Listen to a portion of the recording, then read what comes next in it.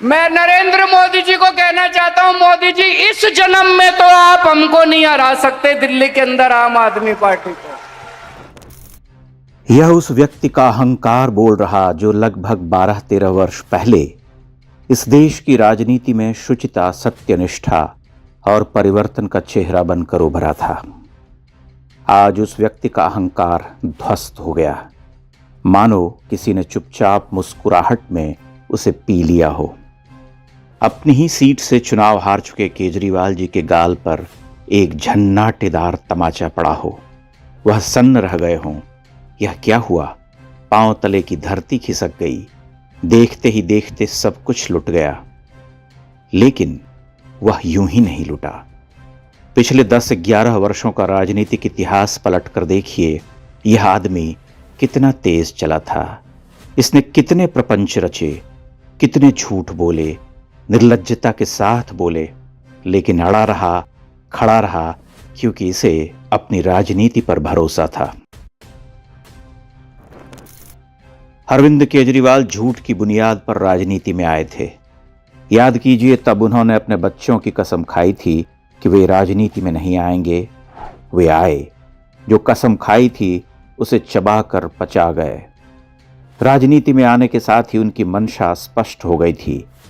वे नरेंद्र मोदी से दो दो हाथ करना चाहते थे। आपको ध्यान होगा, उन्होंने 2014 के आरंभ में ही गुजरात का दौरा किया था और वहां भांति भांति के करतब दिखलाए थे।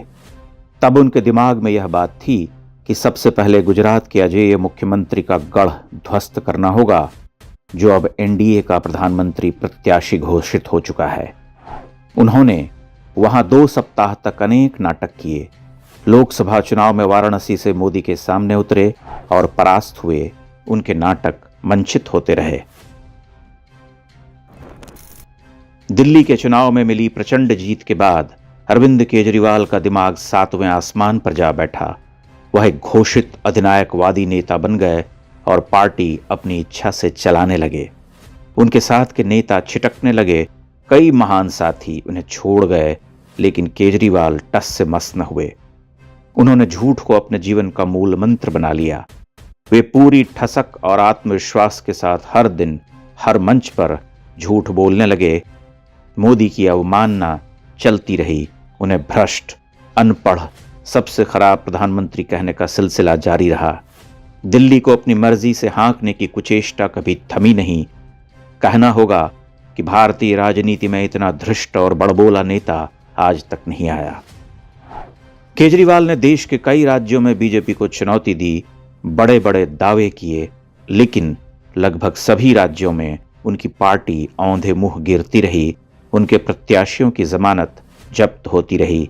वे नहीं रुके, उनका दर्प नहीं टूटा। उन्होंने दंगाइयों को खुलेआम पुचकारा, उनकी पीठ ठोकी, जिसका भयावह परिणाम था 2020 का दंगा।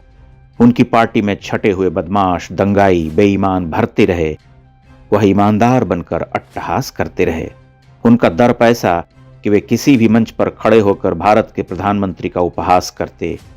एक समय के बाद उनकी पार्टी के बड़े बड़े नेता भ्रष्टाचार के गंभीर आरोपों में जेल जाने लगे।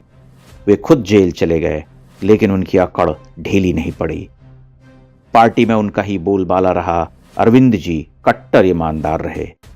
चमड़े की साधारण सी चप्पल और लंबी लटकती कमीज पहने केजरीवाल जी बलेनो कार से लग्जरी कार तक आए।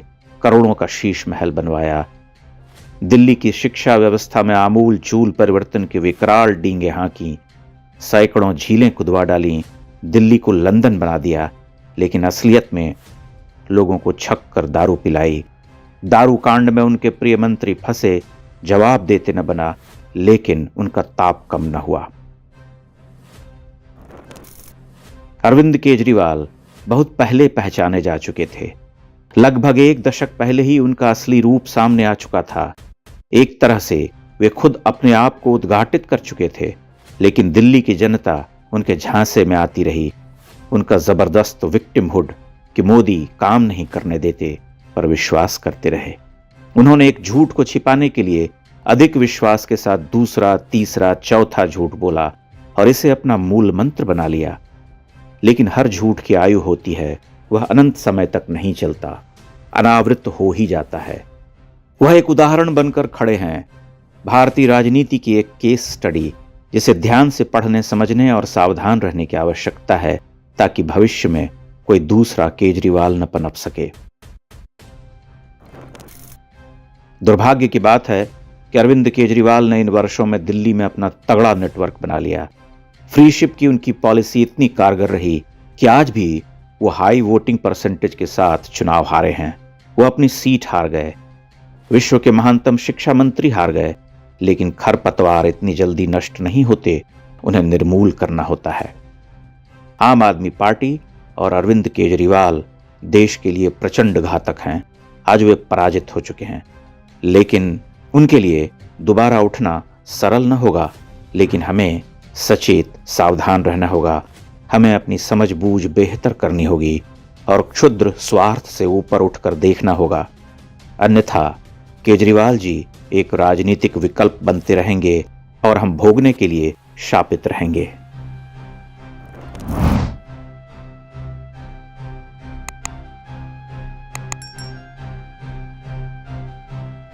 इंडेक्स ऑनलाइन के वीडियो समाज को समर्पित हैं। आप इनको डाउनलोड करके जैसे चाहे वैसे प्रयोग कर सकते हैं। चाहे तो आप हमारे टेलीग्राम चैनल से जुड़ सकते हैं। वहां सारे नए पुराने वीडियो आपको मिल जाएंगे। हमारे सोशल मीडिया लिंक हर वीडियो के डिस्क्रिप्शन में होते हैं। हमारा एकमात्र उद्देश्य हिंदू समाज को जागृत और एकजुट करना है। इसमें सहभागी बने। धन्यवाद।